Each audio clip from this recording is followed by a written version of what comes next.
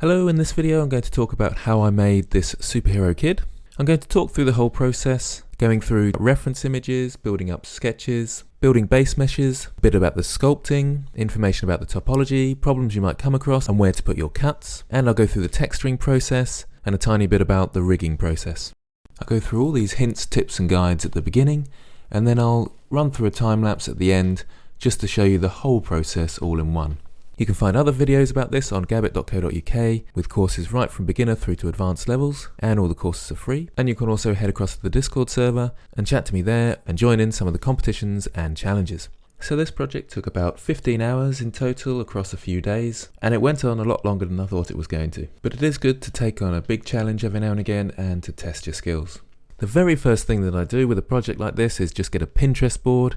It's quite a nice tool, Pinterest, and I started off just collecting images of artwork that people had made, and this is a lovely place to start so you can get some ideas of designs, characters and so forth.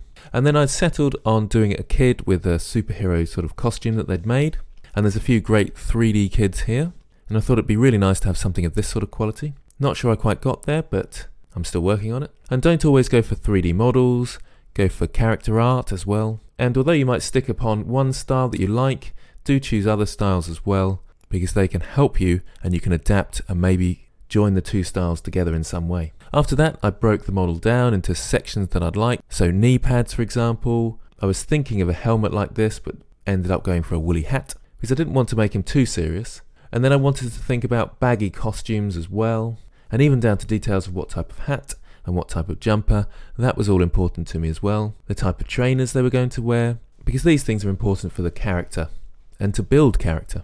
And these built up throughout the project as well. So I hadn't decided on a cape to start with, and then thought it'd be a great idea if he had a cape to just finish things off. And most capes don't drape along the floor, but I wanted his to because he's a little kid. So I thought I'd get some pictures of curtains to see what they look like and how the folds might work. Lastly, I've got some masking tape there because I wanted to see the masking tape material and how it reflected with light. I could have gone a lot further than this, and perhaps in some ways I should have. I did look at more detailed shoes and things as well, just to help me and guide me, but these were my main images. Don't whatever you do go from your memory, unless you're a really amazing artist. I started doing that with the cape, and then thought, no, I really need to look at some reference images. It's not particularly detailed, but just looking at how the folds fall on the floor and things like that, it's really important to have some sort of image to anchor you and your ideas, just in case you've completely got the wrong idea about how things are made, and it can speed up your workflow. I also did a quick sketch of what the character could look like. I was initially thinking of doing 2 characters, as you can see here, but time got the better of me. But it's always good to have a starting point, and I took this into the background in Blender to guide me when building the base mesh. Next, it's probably worth mentioning the character's topology. So when I started my retopo, I did it fairly basically, and if you want to know the basic setup for retopology, then check the link in the description. I ended up joining all my mesh together and decimating it as my computer was really lagging with the high poly mesh. It was a very quick retopo and it wasn't perfect by any means. You can see there's far too many faces here really, but if I select one of these loops, you can see it goes around the middle here, which I need that topology there, but I don't so much under the lip, so I probably should have had more of a loop coming around here to stop that from happening. Other places which I have talked about in a tutorial already, but if you look at these loop cuts, you shouldn't really have a loop that goes all the way round and then back up through other places. It just gets very awkward to add any topology. And although the topology isn't necessarily bad, it will animate fine and it's fairly low poly for this kind of character, it will slow you down when modeling. So for example, the topology around my mask is okay, but there's big spaces here. And I only really noticed this at the end, but there's very slight glitches around this corner here, and you can certainly see them from this distance, but it's not too bad when you get out to here.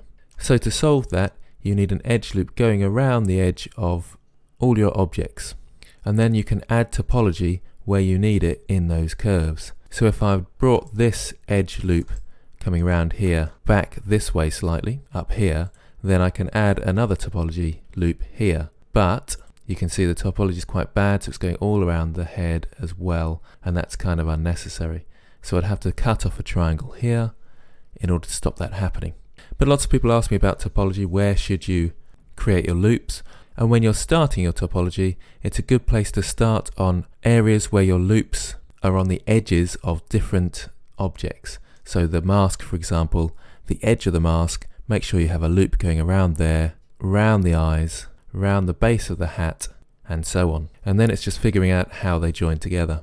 That's a very quick guide, and it's a very complex process, and it's one that you have to do a lot and get used to, and I think I still have a long way to go. Generally speaking, if you've got somewhere that's going to be animated a fair bit, you may need more topology in those areas, so the face, for example, and lips, and you can have bigger areas or bigger faces where it's not going to affect your mesh so much. When you're marking your seams, it's a good idea to go for fairly big islands, which are these big areas here. The more seams you have, the more chance you have of glitches and being able to see the seams. Try to mark your seams where you've got obvious differences in textures, so between the hat and the face and the mask around the edges. That will also help when you come to painting, because you can block fill in the areas and you can separate sections by their seams.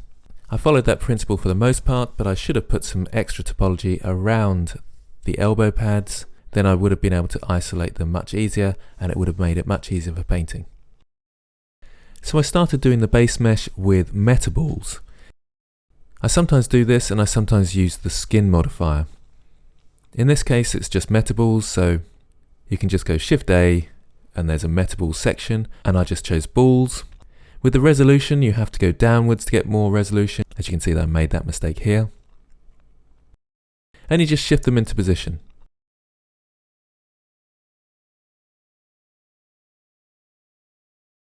With my characters, I had mine with their arms down, but it's important to have your arms out if you want to rig your character later.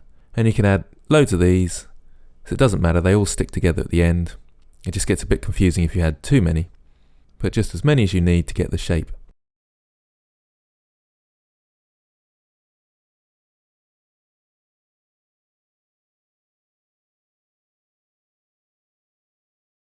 It's important as well when you're basing out your character to go to front view and side view and give your side view actual shape. Lots of people, they have a great front view and their side view is really flat.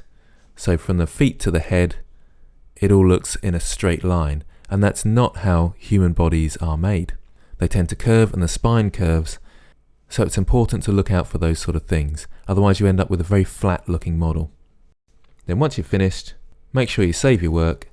I made a duplicate just to be sure, and then pressed Alt-C to convert to a mesh. Remember, you only have to do one side and then you can just mirror it across, and then you're ready for sculpting. I show the full time-lapse later, but for now I just wanted to show you this small part where I add details like the hat, cape, the elbow pads, the mask, and so forth. I have got a tutorial which I'll put in the corner now and a link in the description, and it's where I create armor for an elephant. But it's the same process. It's also the same process for retopologizing.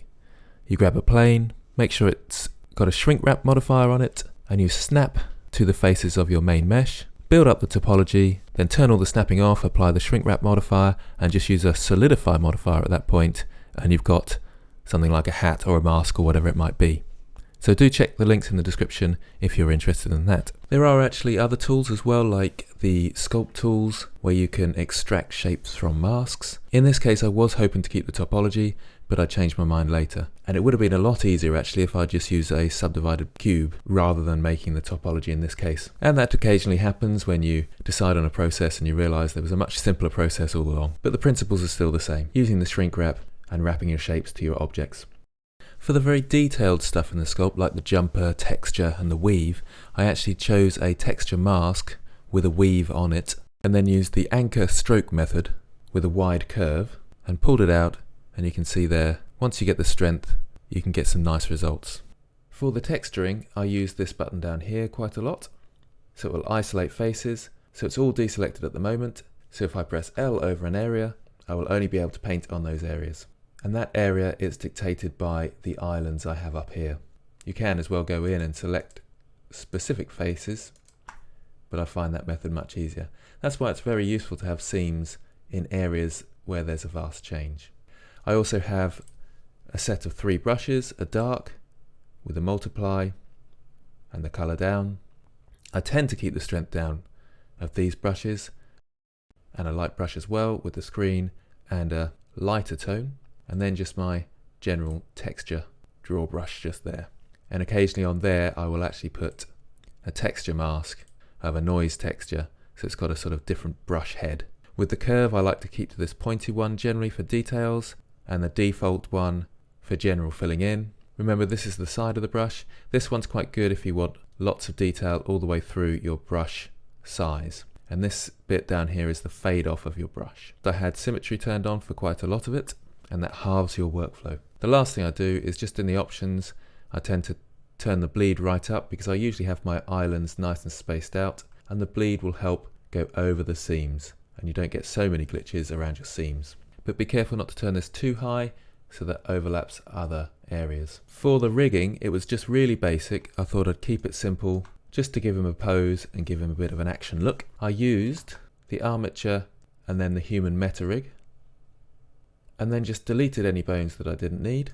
And in edit mode you can have X-axis mirror on, so you only need to do it on one side.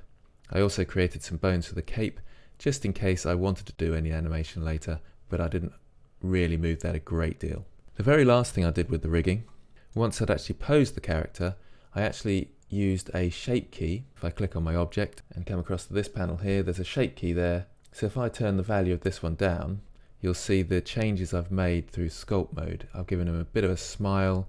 I had to warp this section and his knee pad was warped. So if I bring this right down, this is what it looks like to start with. And you can see there's some distortion in places and he hasn't got a regular expression. And with the shape key, I created a new shape key and then changed some areas just to tidy them up so that it would work in this pose. I'll probably do a tutorial about shape keys fairly soon. I think it's a really nice feature, a nice fun thing to animate. So those are the hints and tips, and that's the way I model and build my characters. Now you can see my time lapse, and I'll just let this run. If you do have any questions, get across to the Discord server or comment in the description. If you've got any ideas for my workflow or any hints and tips for me, then I'd gladly hear them. So thanks very much for watching, and I hope this helps.